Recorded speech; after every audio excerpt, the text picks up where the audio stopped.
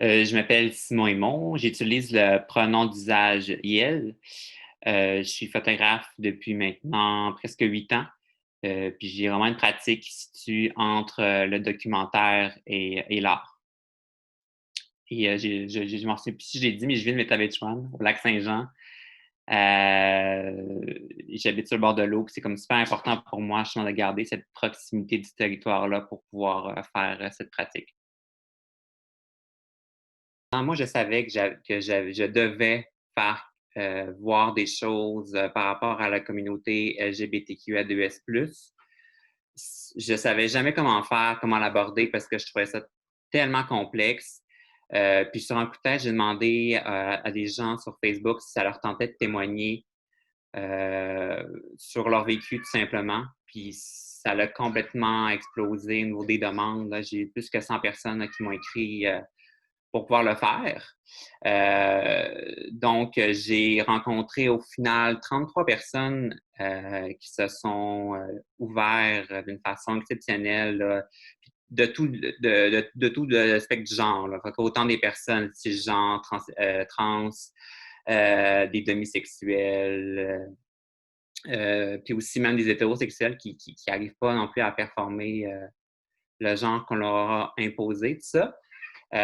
Puis moi, ça m'a vraiment transformé dans la mesure où, au départ, je m'identifiais comme un homme cisgenre homosexuel. Et maintenant, c'est comme c'est clair et net que je suis une personne trans à genre. Et c'est ce projet-là, c'est l'écoute des gens qui me fait réaliser dans quel placard j'étais encore enfermé. Et de ça est découlé des séances photo qu'on a fait à l'extérieur. Puis pourquoi on les a fait à l'extérieur, puis dans la nuit, c'était super important pour moi, c'est parce que c'est comme un peu, on nous demande indirectement, là, pas toujours verbalement, là, mais psychologiquement d'aller faire ça chez nous, d'aller se cacher pour le faire, pour vivre notre identité. Puis moi, c'était comme important d'habiter le territoire, mais où est-ce que c'était possible de le faire, puis c'était la nuit.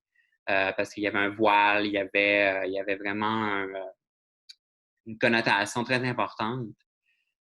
Puis, c'est la première fois que je faisais des photos de nuit, fait que je n'avais aucune idée comment ça allait sortir. Là. Fait que je me suis comme juste vraiment mis à l'écoute. Genre, je sais pas qu'est-ce que je vais en chercher, mais je sais juste faire de la photo, puis j'écoute les gens, puis ça sera silencieux.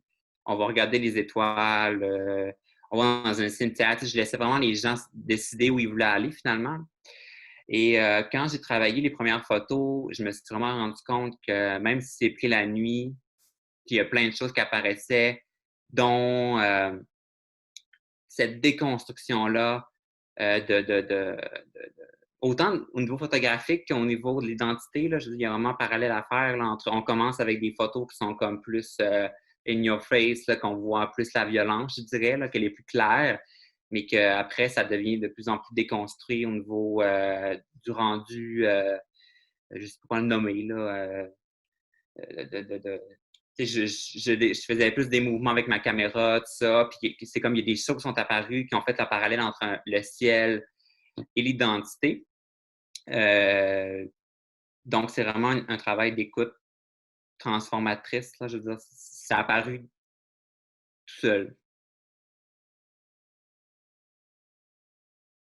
En fait, c'est qu'on s'est rendu compte, parce que moi, en fait, je veux juste préciser qu'on est deux dans le projet. Moi, j'ai vraiment fait la portion photographie, mais le travail découle d'une œuvre qui porte le même nom.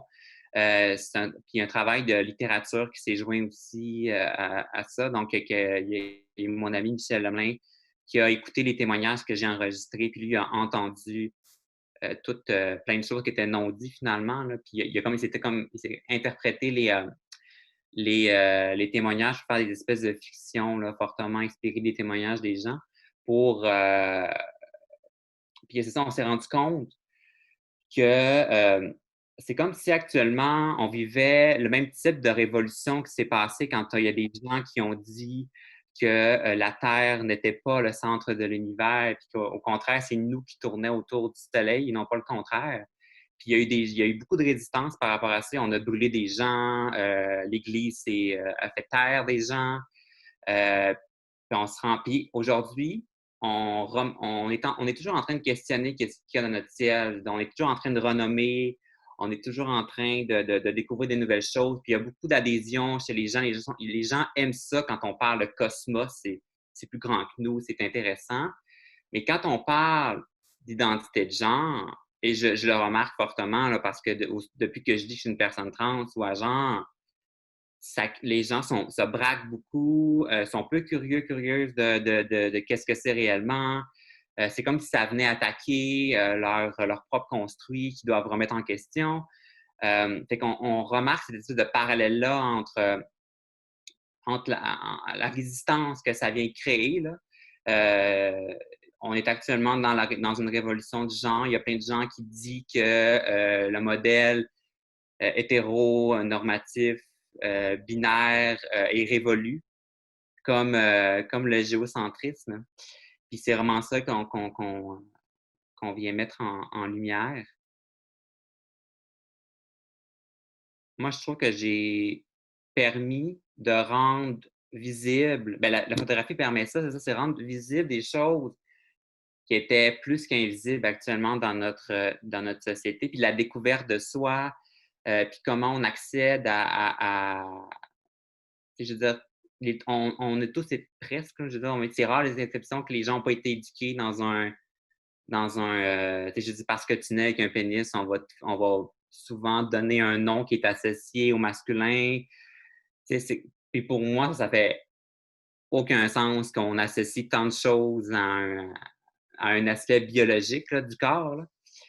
Euh, Puis d'avoir rendu ça visible, pour moi, c'est déjà comme une réussite.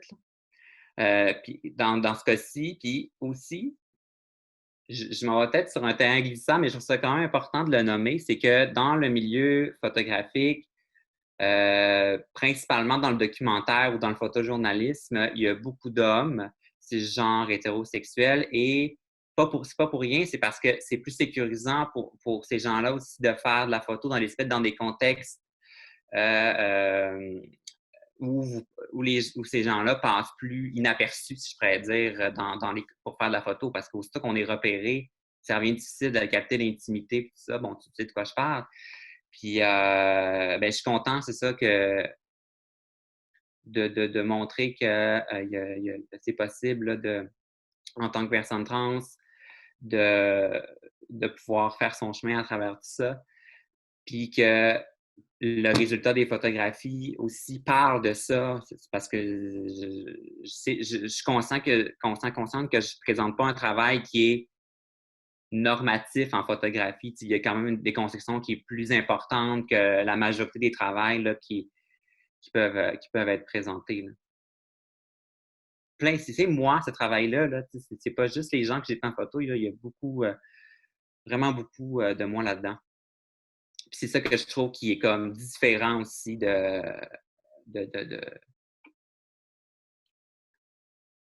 c'est ça, il y a toute cette c'est tellement délicat maintenant là, est-ce qu'on peut prendre la parole pour tout le monde, tu sais? Dans le sens où moi, est-ce que j'aurais le droit de prendre la parole pour les communautés autochtones, par exemple? Tu sais, je trouve que c'est un beau débat qu'on a actuellement de à qui, euh, à qui est la parole.